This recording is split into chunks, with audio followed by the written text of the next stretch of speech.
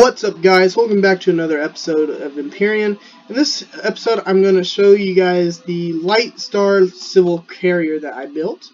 This is a capital vessel that I built solely with the aspect of cheap. Pretty much, that's the entire purpose of this ship. Was I wanted some fairly cheap starting vessel that can get you from point A to point B pretty fast. So, as such, this thing does not have warp drive capabilities or a warp tank, but it does have the space for it if you so desire. This ship does come armed with 6 cannon turrets and 2 rocket turrets. Again, I wanted this to be a somewhat low-cost build. It is made completely of regular steel blocks, but it can be upgraded to hardened or even combat steel if so desired. Like I said, I wanted this to be a cheap vessel that could be used to get you to the moon or asteroids. And there's also another version I did that I have not published, but there is another version that I did that has drill turrets on it instead of cannon turrets. It's strictly a mining ship. This vessel, as you can see, here's the control room. I try to make it look as much like a control room as possible, like I do with all my builds. The main, the pilot seat is in the very front, in front of the windows, and so it does give you a pretty good first-person view.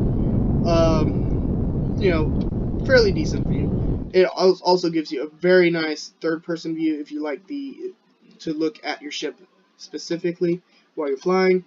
The core is in the back, and which is not a problem at all. The new AI in Alpha 8 does not seem to attack cores of ships at all.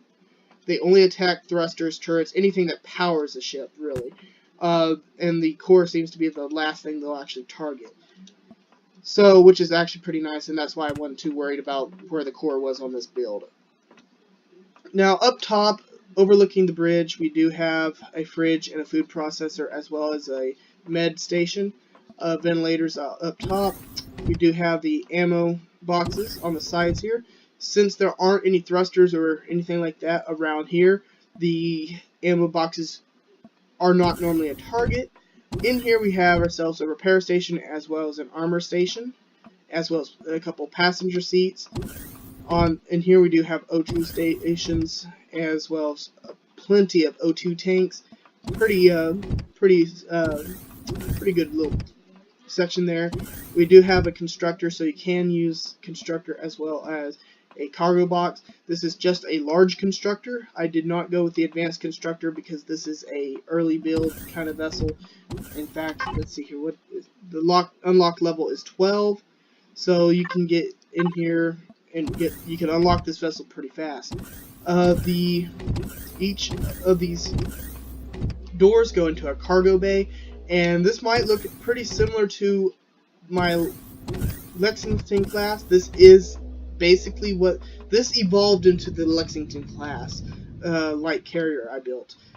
This is, like I said, a light. This is literally a very cheap build, so it's not really well armored, and so I would not use this to raid at all. Do not use it. This is exactly what I said it was. It's a cheap build, so it can take out a couple of drones, but I would not want to use this in a fight.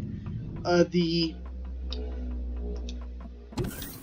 it does have plenty of cargo space for mining and all that, and it does have space for some small vessels. Just some very small ones. Like I said, with the light carrier, you'll have to watch out for the height of the vessel, because that will be a problem, as this is only a 5x3 door. So, it does present a problem with that. Overall, I love how the ship looks. I think it kind of captures what a lot of sci-fis try to do with their ships. It kind of has a similar appearance to what the Battlestar Galactica does, where it has the flight bays on the outside that retract. Unfortunately, I can't get these to retract, but that's okay. But it's kind of got the similar thing going with the flight pods on the sides. It does have the the landing adds, and it has, see here, 3 of the turrets on the top, the two cannon turrets on the side, and the 2 rocket turrets on the flight pods, with a single turret on the bottom for, you know, just in case something goes underneath.